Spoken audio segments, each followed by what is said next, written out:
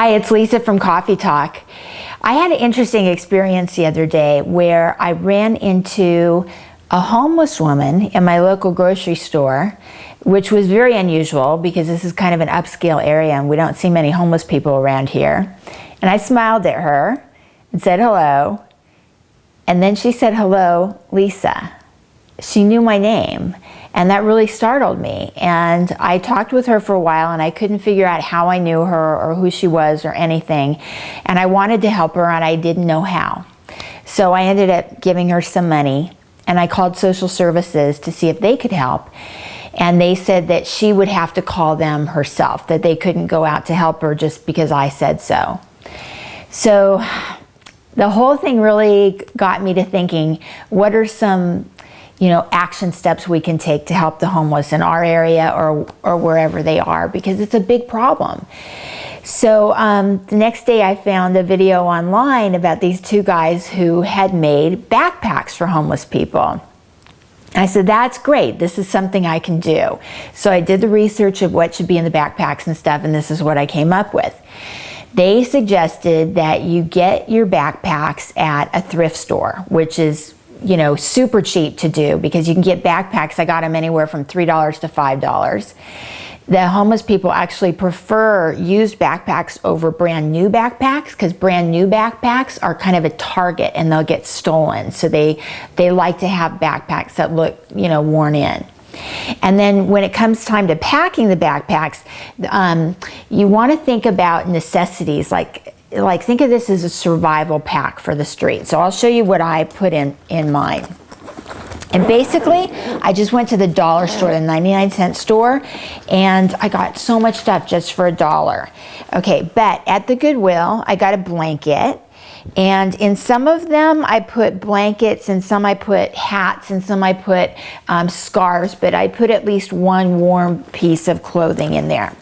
And then I have a towel. And at the 99-cent store, this was 99 cents. And this is a nice sized terry cloth towel. We've got a bottle of water, which is essential. And it's good because when the homeless people find water, they can fill up the bottle so they can reuse it again and again.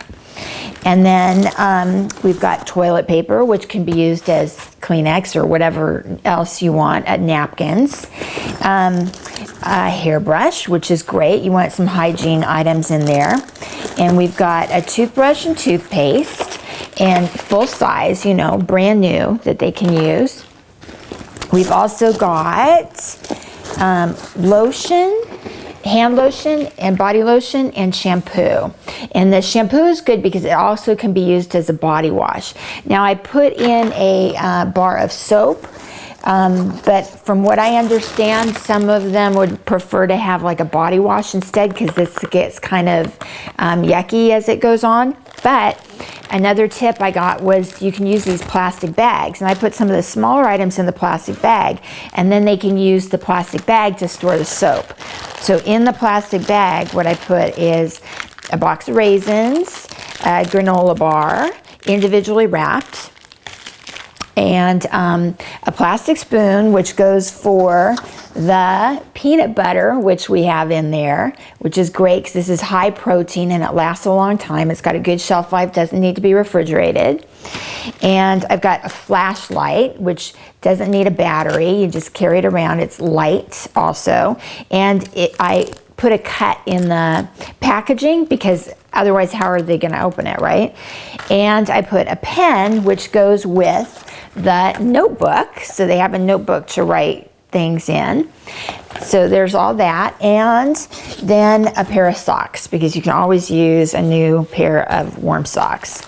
So that's it. And so the whole thing, when I saved my receipts, I made 10 backpacks, and you can see my receipt from the Goodwill and my receipt from the dollar store, all these different items, was about $16 a backpack, which is fantastic. I definitely, online it said you could do it for $20 or less, but I did it for $16, and it was fantastic. Now here's another tip. When you're at the thrift store, tell them you're making backpacks for homeless people and they'll give you a discount. They gave me a senior discount. So they have discounts for students, for seniors, for all kinds of veterans, whatever it is. So if you ask for a discount, they'll give you a discount.